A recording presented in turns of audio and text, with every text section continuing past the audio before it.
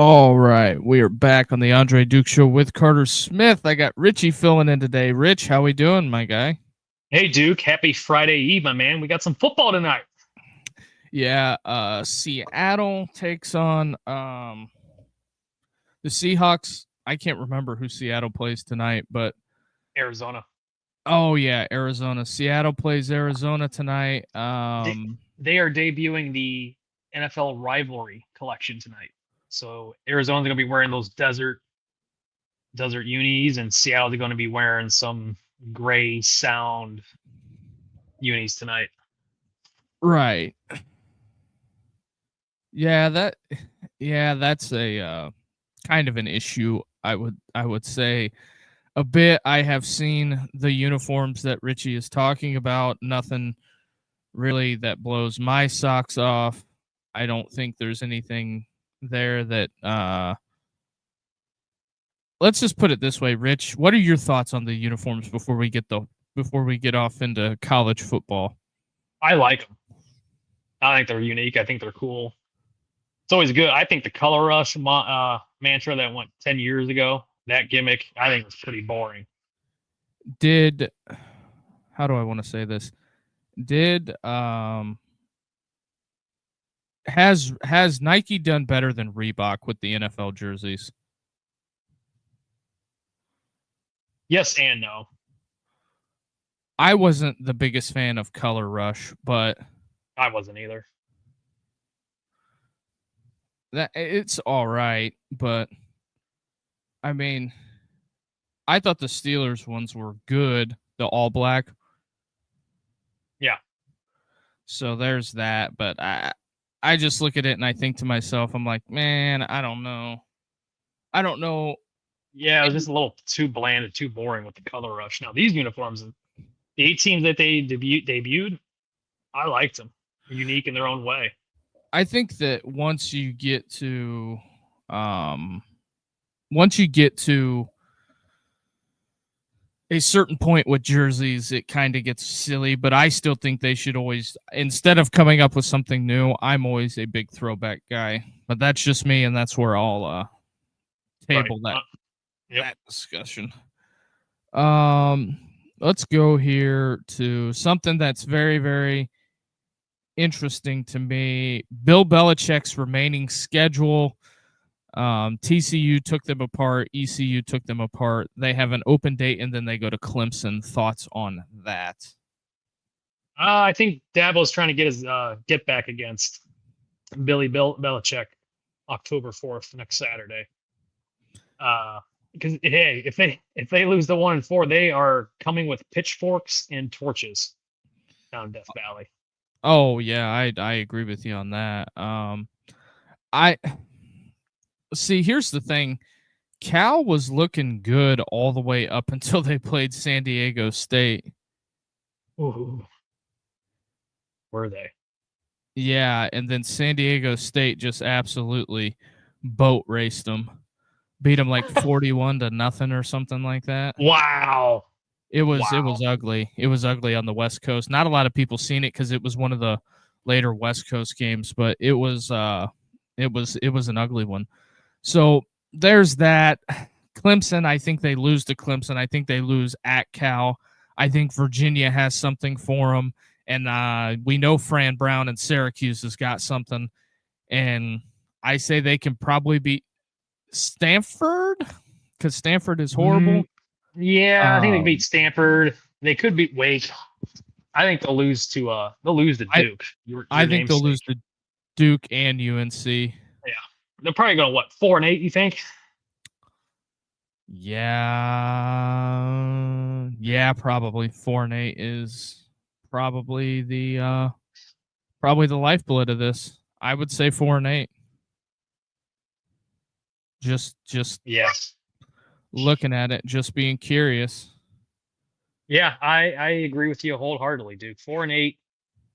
First year, yeah. There's a lot of hype around Belichick, as we know what he did in the NFL. It's a different game, like when you transition from NFL to college.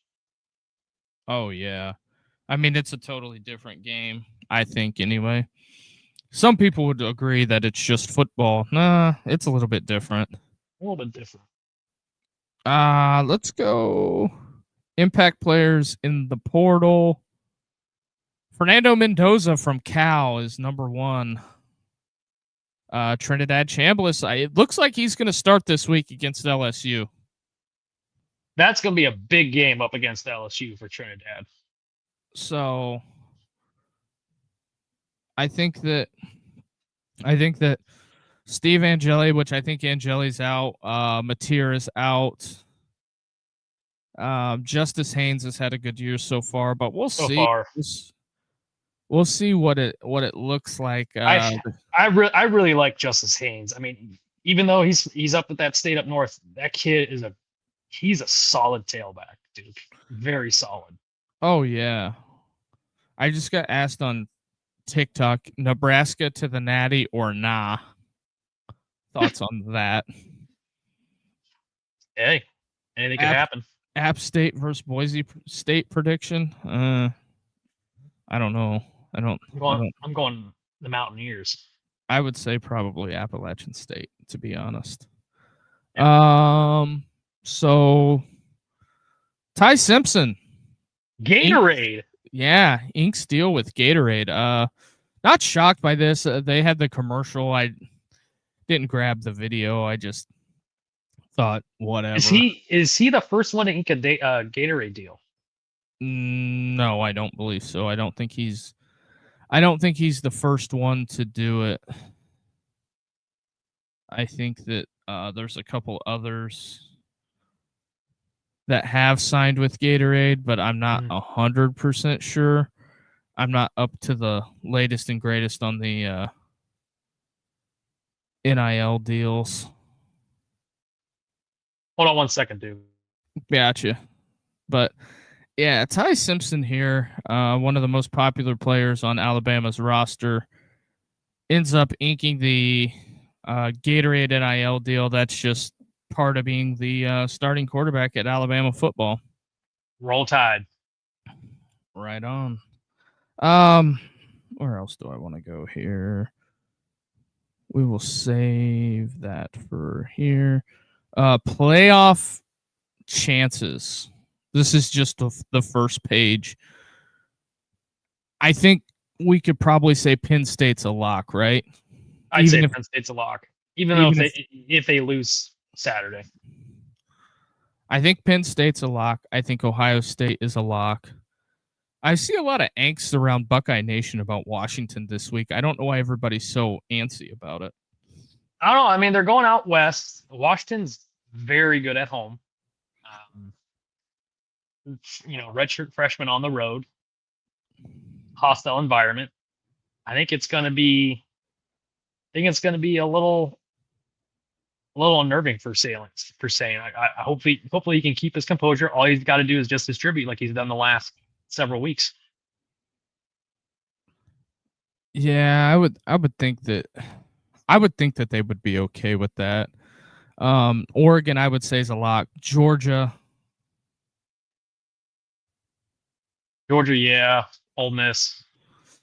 See, here's the thing with Ole Miss is I seen Siski talk about this earlier this week because I think Trinidad Chambliss is going to start. So if Chambliss starts and wins the LSU game and Simmons is fully healthy, do you go back to Simmons or do you start Chambliss because he's been winning? I'd say Chambliss. Roll with the hot hand. Don't switch it up. Don't switch it up. It's going to throw everything off in rhythm, Duke. So here's the other thing. If Chambliss loses the LSU game and Simmons isn't healthy, the fans will be clamoring for Simmons or for Chambliss. Yeah. So I think Lane Kiffin's going to lose, like Siski said. Catch 22. I would say Texas is a lock unless something weird happens, but they got to go to Gainesville. And I know a lot of people are counting Florida as a corpse, but we'll see. Miami at 50%. That's the public trust on Miami. I'm being serious. That's just the public trust on Miami. My question is, where's Texas Tech? They're on the other page. Oh, So if you look, the only Big 12 team out here is Iowa State. Now, I think the only reason why Iowa State has an advantage is because they're already 5-0. mhm, right. So I think that they're going to get a bigger benefit of the doubt because they've already won games. And that's a touchdown. Wow, what a catch. Not a whole lot you can do on that one, Army. But Michigan a 32% chance. It just, to me, it's just kind of Yeah.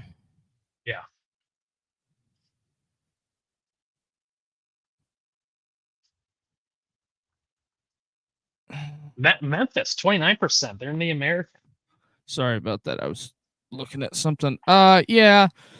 Well, Memphis is getting that big bump because they had Memphis gets the big bump because they beat Arkansas. Yeah. Louisville has a favorable schedule. Can't count Alabama, A&M, and LSU out just for the simple fact of if they win out, if they win What out, is going on here? Oh, you showing gotta my head. you gotta go in there into your settings. You'll hit the settings button and go to visual effects. You'll hit that settings button and go to visual effects. Yeah. And you have to go to the fade feature because right now you're just a floating head. I'm just a floating head. So there is that. Oh But my you go to God. that. If you go to that, it will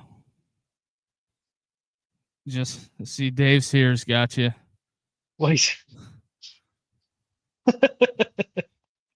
But if you go to that, you hit the settings and go to visual effects and that fade bar that's in the bottom.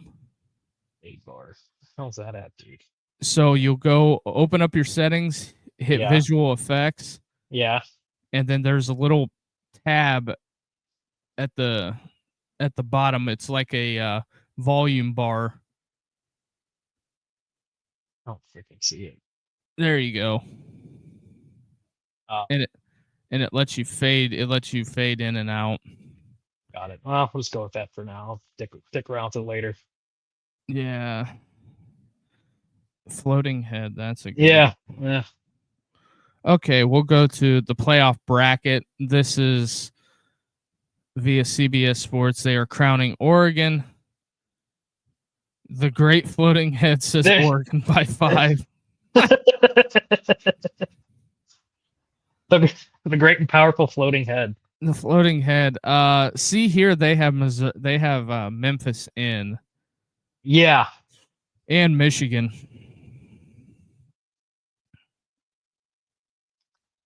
Miami. And they're picking Oregon yet again. I don't know what it is about the folks of the talking heads loved Oregon last year. They love Oregon again this year. I think we're going to find out a lot about Oregon. But here's my thing on where I push out on Oregon. The thing with Oregon is that if Oregon gets to if they get to the playoffs and well, we'll take it back one further. So they're going to Happy Valley, right, this weekend? Yes, which is impossible to play at. It's a possible playoff game. If they struggle on the road at Happy Valley, is there going to be reservations about Oregon? Oh yeah, most definitely. I mean, the thing with that game though, I just feel like Penn State's just too one-dimensional. They're just Drew Aller. I'm not sold on Drew Aller, dude. It's his 5th year. I'm It kinda out on doesn't. Drew Aller. It doesn't look. I just feel like I'm not all the way in on Penn State. Dave's here says a tad early to put Michigan anywhere close to the playoffs after USC. Yeah, I agree with Yeah. Dave on that one. Agreed. Here's this. I found this interesting. I don't know how much it matters or it doesn't matter, but Ohio State is currently favored by 8.5 points at Washington, the fourth shortest spread by an AP number one team against an unranked opponent in the last 30 years. They are lighting Penn State up on TikTok about James Franklin. So there's that. But do you put any stock into Ohio State only being an 8.5 point favorite? No. I mean, Vegas may know a thing, but when it comes to brass tacks, those dudes are going to line up and they're just going to go full 60 for 3.5 hours. Here's something that I don't think a lot of people. And that says more about the rankings. I agree with Dave on that. Here's one thing that just absolutely bothers me up and down the floor. When you have the rankings and stuff like that, I don't think people realize that whenever you're Ohio State, you're Alabama, you are getting everybody's best. Very best shot. You're getting their own. Yeah. I agree. There's somebody on TikTok that's mad because I keep ignoring their name. Sorry, bud. It's not pre-recorded. I'm just ignoring you. It would be because if you say the name, it'll get you banned on live. That's Oregon beats Penn State. Penn State beats Indiana. I don't know if Penn State can beat Indiana. I don't know. That's a lot of transitive property there. That is a lot. That is a lot to indulge. So I think Signetti showing, coaching last week against Burt. I mean, he was just leaving no doubt. I think he would have scored 70 if he wanted.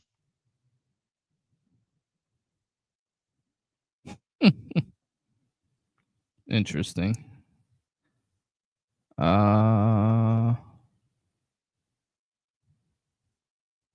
Nothing wrong with spreading awareness. That's interesting. Hold on. Let me see what Dave is saying. Michigan is that way, but Jesus, Nebraska thought it would be a turnaround their program by beating a 20-something ranked opponent. Well, okay, Dave makes a point with that. Nebraska was staking a lot on that game.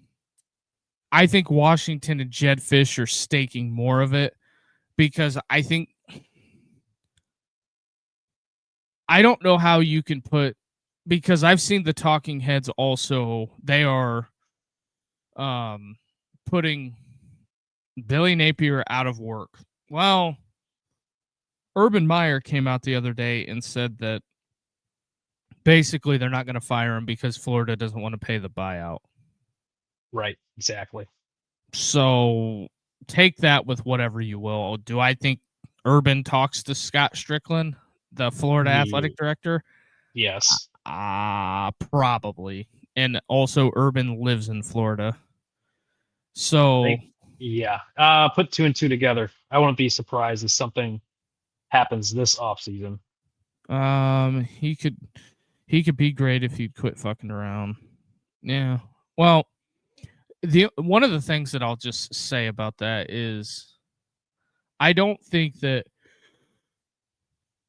Oh, excuse me. Here's my thing.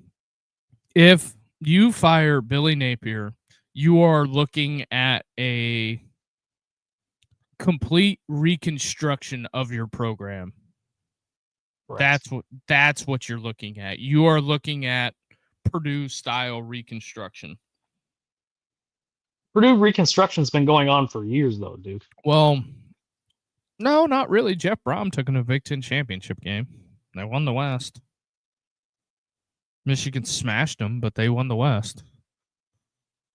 I know you have to think about that, but I think that was 22. Oh, what a.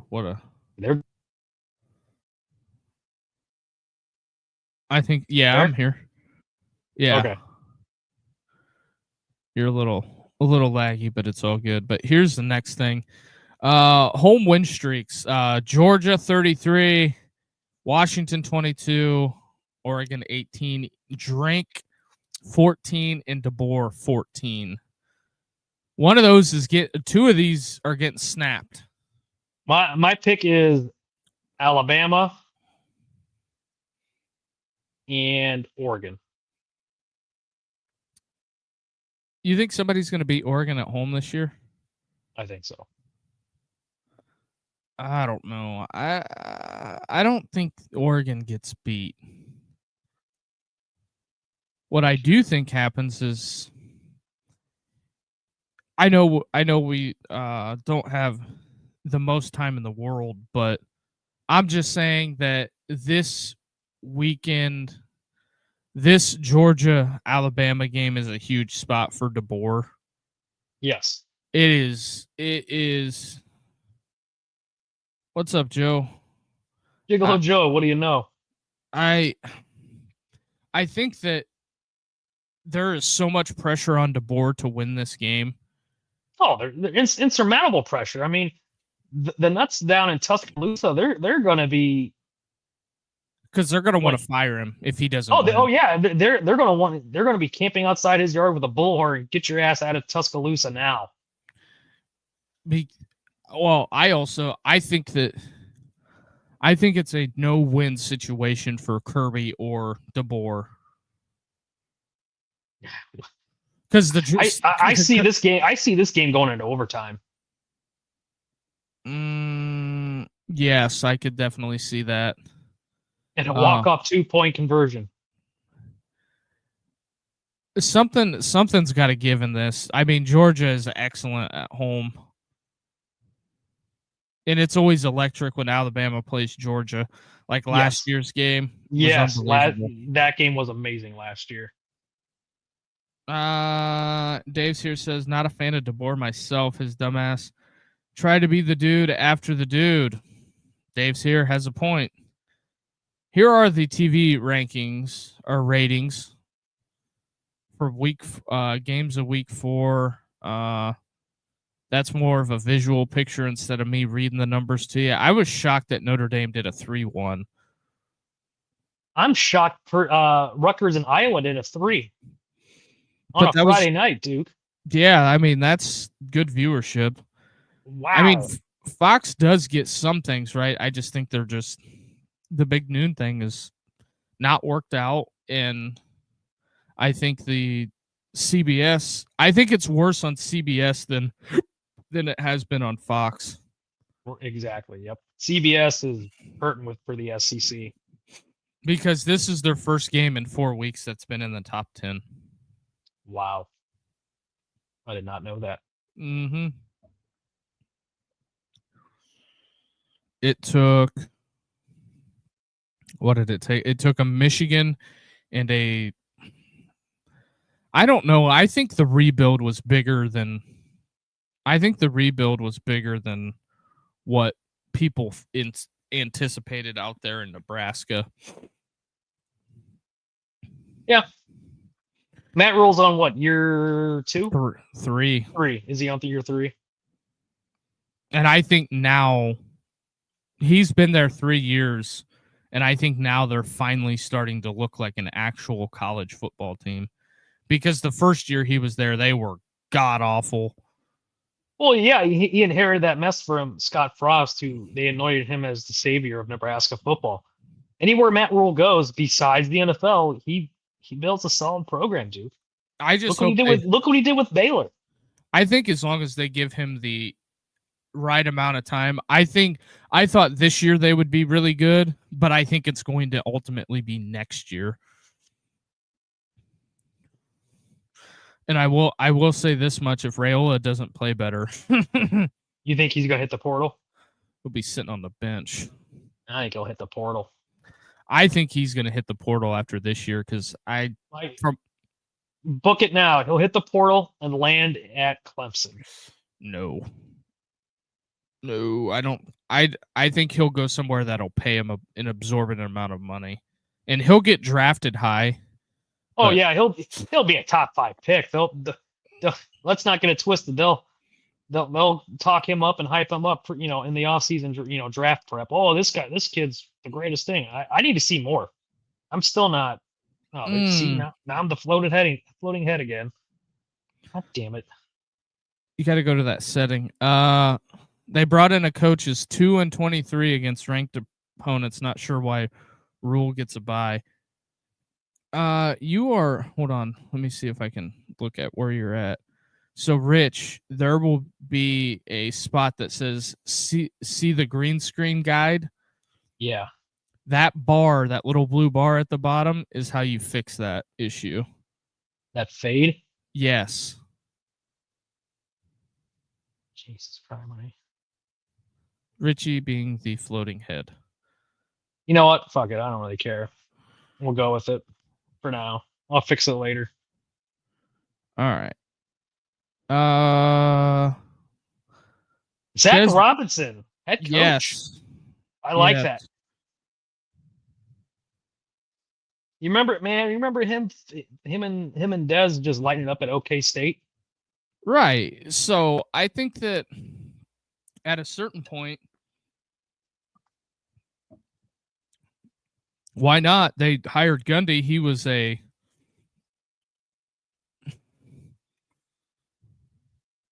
oh my God, Dave's here.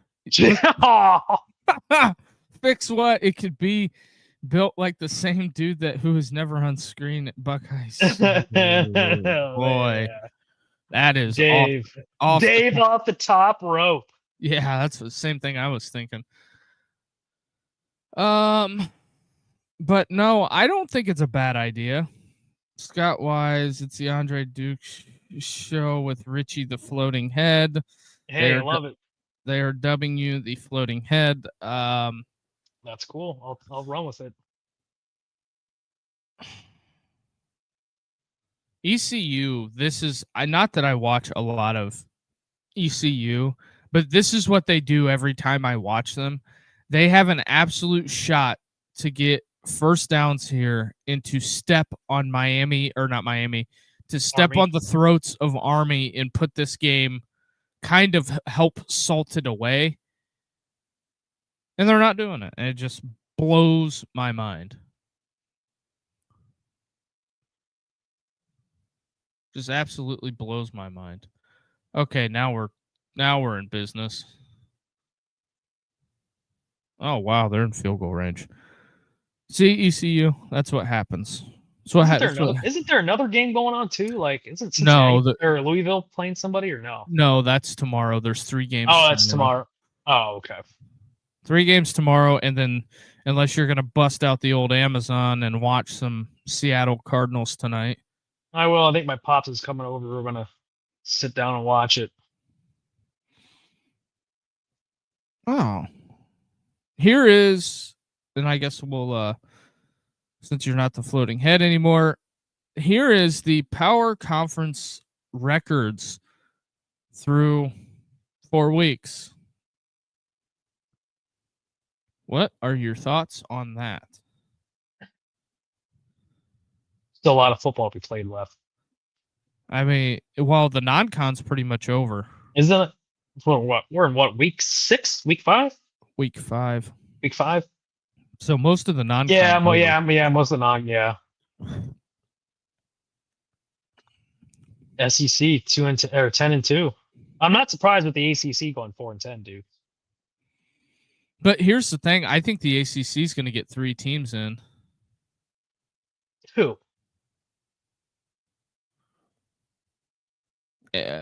They're Georgia Tech, Miami, Duke. No, Duke stinks. I'm being serious. They're not very good. They stink. Stink out loud. I gotta end this TikTok thing. Florida State. Yes. Florida State, Miami. Oh,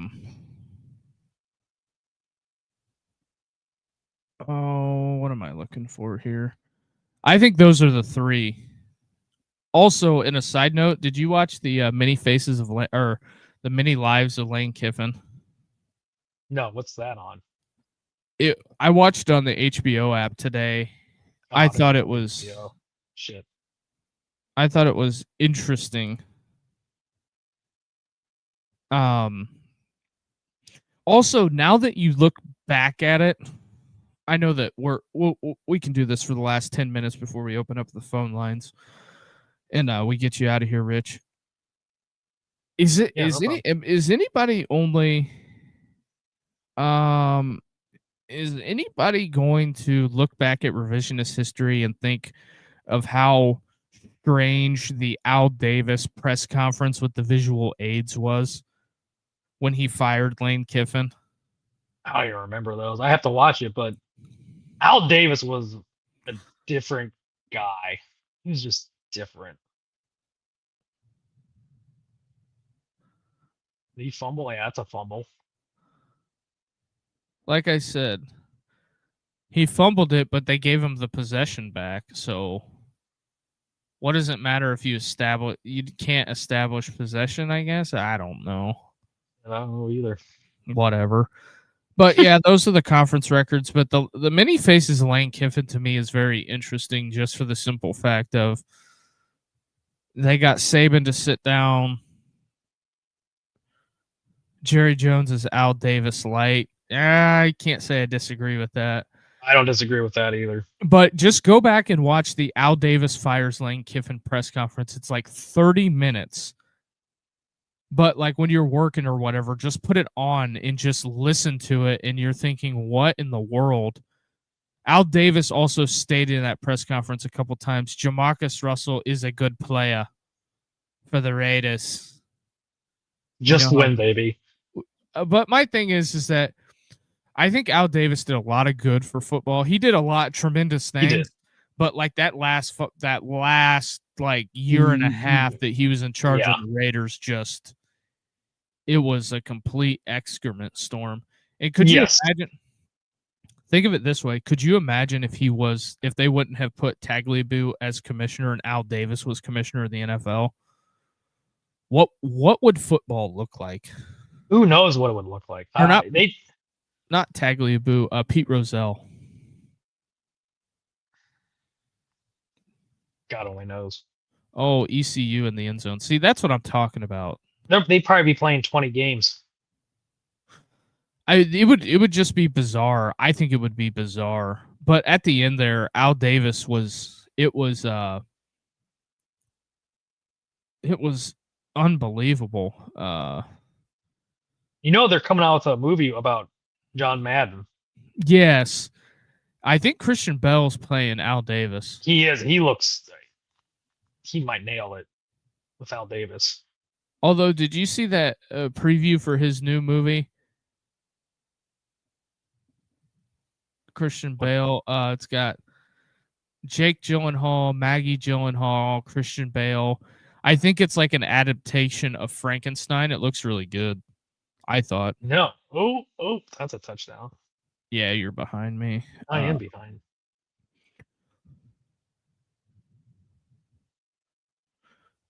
I'm trying to figure it out what this new Christian Bale movie is. Hold on, I'm looking it up real quick. We got time.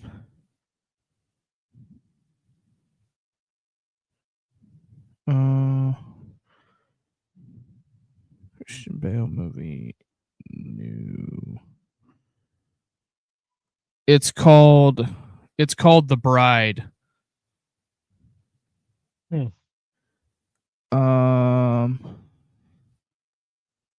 Newest upcoming movie the newest one is the Al Davis. It is a Christian Bale's newest upcoming movies are the sports biopic Madden, where Bale portrays Al Davis, and then the Frankenstein theme movie The Bride, directed by Maggie Gyllenhaal, set for air in 2026, re-release, blah blah blah blah blah. So there's that. The Bride is the movie. But When does Madden come out? Mm, That's what I'm looking up. there's no release date yet. No, so I would say it's at the final cut, but I'm also going to go out on a limb and say that at the end of the day, Al Davis did a lot of good things for football. I mean, you can't. I mean, that merger Right. that was key. So, I mean, I still think he was salty that Pete Rozelle became commissioner. Oh yeah. And I think that, looking back at it now, that the Al Davis Lane, Lane Kiffin was 31 when he got that Raiders head coaching job. Yeah. I remember So that. Jeez. it was interesting. I'm trying not to give too much of it away, but hey, there's some service folks at the. They took some cadets down to the ECU game. Shout out to those folks for their service, but not the result that Army is looking for. So, but so it starts off. Kiffin gets. Imagine Madden didn't fly in planes. He had a big old bus to cover thousands of miles each season. I forgot about that. I've seen the bus. It's pretty cool. Oh yeah, you would have seen it a lot because you're up there in Canton. Yeah. Also, I think it's interesting. Basically, it chronicles all of Kiffin's stops, and so. And here's the thing: the Ole Miss people want to argue. Hopefully this puts kind of a cork in it. He was going to go to Auburn. Yeah. He that was done. I am solely convinced that was a done deal, or else they wouldn't have talked about it. Yeah, because I remember them talking about it. He was going to Auburn. I remember that. So, but basically, he started at Fresno. Agree, Richie, that Tatum was the best. Yeah. Madden. Yeah, they were the best.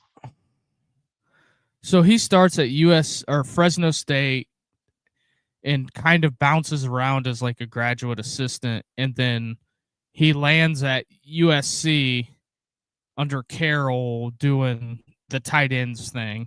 He was a tight ends coach, blah blah blah blah blah, and then he works his way all the way up to offensive coordinator or co-coordinator because him and Sark were there at the same time, and then Sark went and interviewed because they actually tell the story. Sarkisian interviewed for the Raiders job and didn't get it. And then Al Davis calls Kiffin back to go interview, and he takes it because like his dad was like, well, they don't have a quarterback, blah blah blah, doing what a sensible parent would do on why he shouldn't take the Raiders job.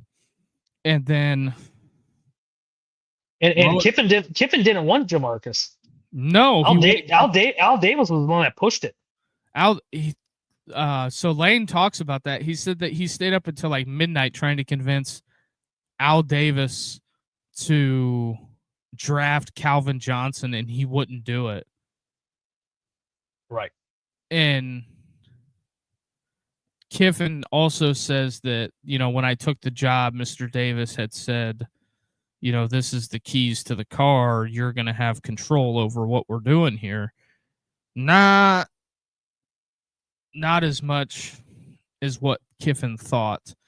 So I don't think that was a career ender. No, I don't think it was. I mean, he was given nothing. I mean, the Raiders were irrelevant for 5 years. And they had that Super Bowl run. But here's 37.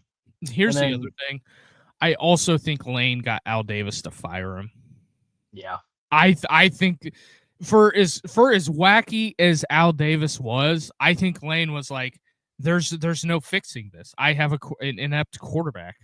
So basically, that, and then I'll finish this, and then we'll let you jump out of here floating head.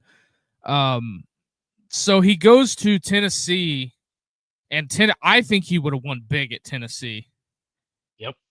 He would have won big. The Tennessee people, and you know what the bizarre thing? I think if Lane had it to do over again, he wouldn't have done it. He did an exit press conference. Did you know that? I didn't know Yeah. that at all. So I didn't know this either until I watched this thing. So he does a exit press conference with he does this exit press conference, and I don't think people realized is I just don't think people realized like what it was. Like he does this press conference, and he's just basically like, I'm sorry everybody, you know, this and this. And then he gets to USC, and I think the folks at USC lied to him about the sanctions. Yeah. I really do. And he gets there, and they basically said, you know, we're not blah blah blah under this much scrutiny and stuff. Well, here's the deal. They didn't have it to where they had the final details of everything, and then they fire him on the tarmac. Yeah. So I remember that. So he gets fired from SC, goes to Alabama for a few years, meets back up with Sark, and then Kiffin. They can spin it however they want, but Nick Saban fired him a week before the national championship because he wasn't locked in. Right. He was going to FAU. I think he got the job. And see, that's the problem. I think in college sports, it's like the Oklahoma thing right now. How can you soundly say that somebody could be locked in when you know you're going to be the head coach at Oklahoma State? To me, I think if you're in a deep playoff run, you got to do these interviews after the playoffs if they're looking at a candidate, because they're not focused. They're focusing on how they're going to get, who they're going to bring with, who they're going to recruit, what areas. They're not focused on what the hell the task at hand. That's just my opinion. I mean, that's what I've noticed. Unless you're Kellen Moore and you were absolutely screwed off the bat at the Saints, but there's that. I'm glad. Rich, I guess we'll let you go ahead and get out of here, and I will. All right, Duke. Open the phone lines. There is the number for the phone number. We'll leave the phone lines open for a little bit, and I guess Rich will. Are you popping in Saturday at all? Yeah, I'll pop in. I'll let you know, because we got all three. We got the 3 early time slots. We got noon, 3:30, 7:30. Just let me know. And tomorrow the phone lines will be open all show. We're gonna leave the phone lines open all show tomorrow while we got the Friday night games on. And I think we're gonna start tomorrow at 7. All right. So, but all right, Rich, I'll take you out of here and let you. All right, Duke. I'll see you. Have a good night, everybody. Yep. All right, that was Richie joining the program for a little bit. Also, the phone lines are open. The number to call is 260-255-4069 if you want to get your call in. So there is that, and it's also it is also on the bottom of the line on the ticker. We got a little ECU Army action. I'll leave the phone lines open for a little bit. But yeah, I forgot Christian Bale was doing the Madden biopic. Very interesting. So there is that. But the phone lines are open if you want to call. Get your call in. We'll leave it open for 15, 20 minutes or so, depending on how many people will call. That's too old of a reference. All good, Joe.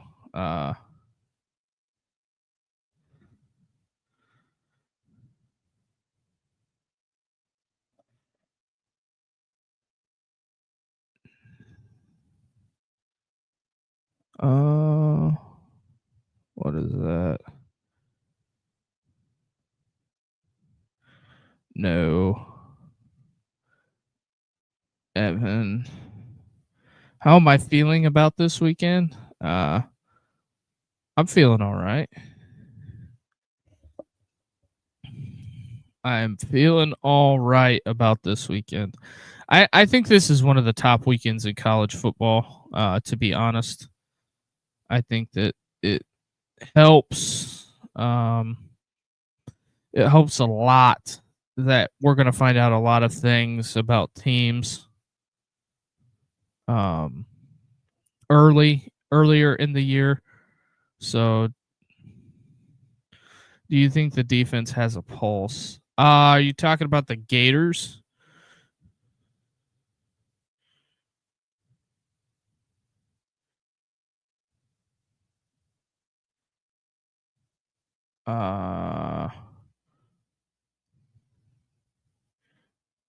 Sorry, Riches. All right.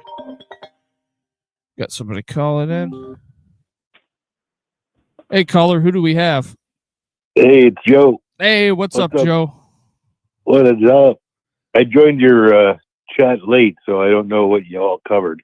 We kind of covered a little bit on the we had the Oklahoma stuff going on. Dez Bryant is pushing for Zach Robinson, the old Oklahoma State quarterback, to be the head coach. I think that worked out for them last time, the whole Gundy thing. We were kind of all over the place. Watching closely the Belichick how that whole thing is going to play out. I find it fascinating, to be honest. I do too. I look at it as it's such a crazy career move. It's like he doesn't need the money. I mean, what was the reason he would go to college? I mean, nobody as a head coach in the pros, I think, enjoyed recruiting.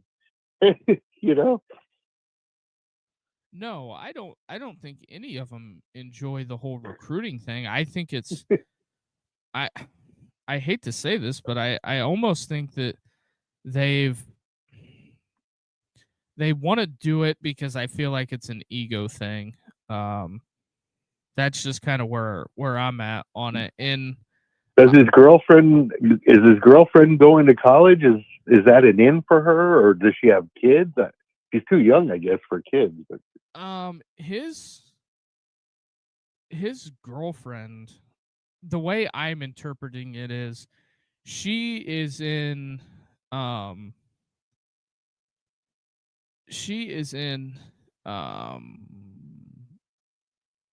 in charge of some marketing company that's like Belichick Productions or something.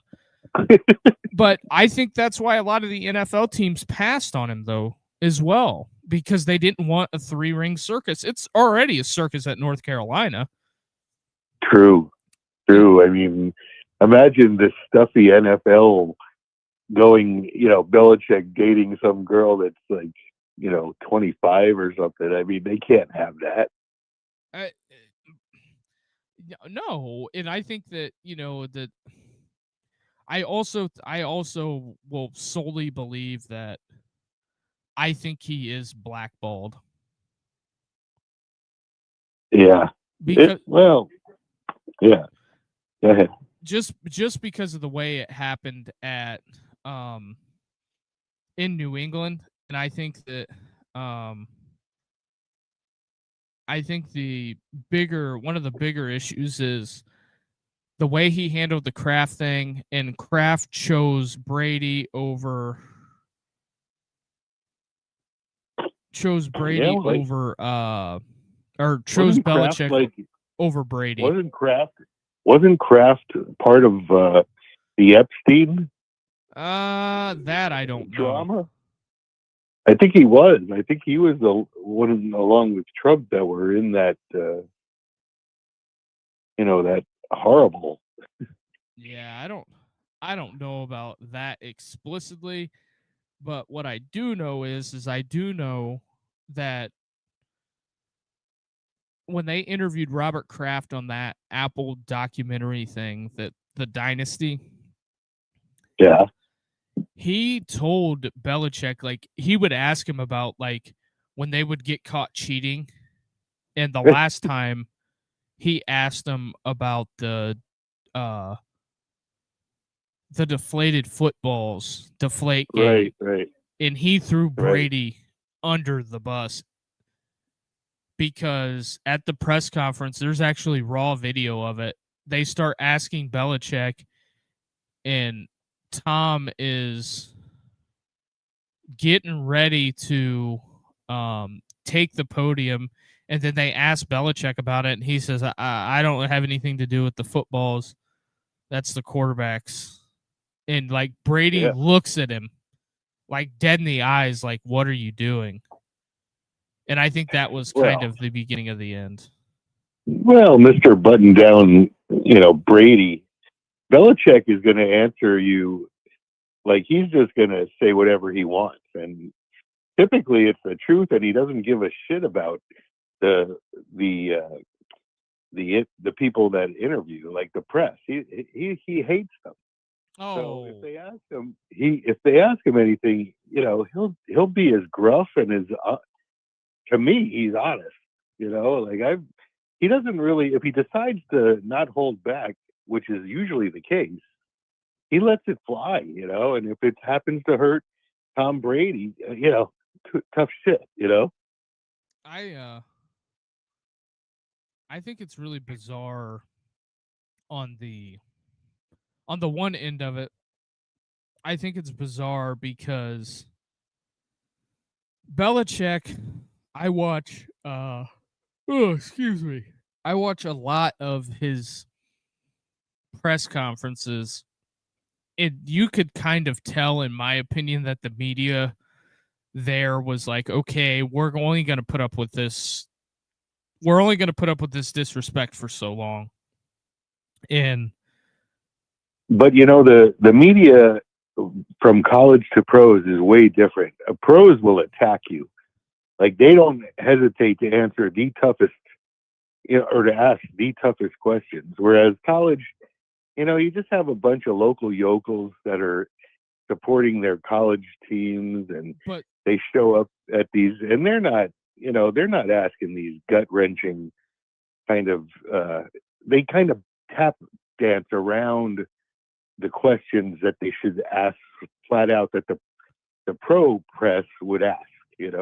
I think you have a different dynamic, but see, a lot of times in the pro world, the reason why the questioning is different is that, for the most part, some of the press are not fans, but in college, the people that run these team sites, they are fans, and they will get malicious and they will get hostile when you don't give them answers, you cut off their access, and you don't win. Yeah, that's a recipe for disaster, because if you go back and watch Belichick's Central Florida press conference, they are needling him to death about the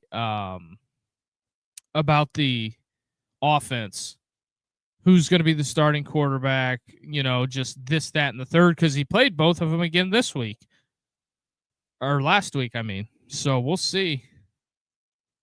So I don't know. I don't see the college media attack people. I think they're very soft, and especially if it's the coach of the team you're covering. I I think it's at certain schools the media is soft. Like at Ohio State, they're really Notre tame, and a lot of them Notre don't Dame, even. they're very tame. They're not in your face like LSU, Florida, like the SEC schools. Right. That's why like Yeah. they were all worried about like Deion, and this isn't a criticism on Deion Sanders because Colorado agreed to it, and I get it. He was battling some health things, but a lot of people think that Deion is quote unquote playing the media like a fiddle out there in Colorado. It's because he's Deion Sanders. They're all fans, and the only people that asked him hard questions, uh Sean Keeler, he told Sean Keeler, and this is on video, he said, well, I don't like you, so I'm not answering your question. Yeah. And that's, good for Deion. I mean, Deion's been on both sides. He's been in the media. Like, you remember when the NFL Network had him and Michael Irvin together? Yes. I mean, that was great. They were rivals, it and they were was good together. Good TV, but my thing is because Deion got really sensitive about somebody writing. They ran a story about I think it was CBS. They ranked them at the bottom of some list. I think that's what pissed him off.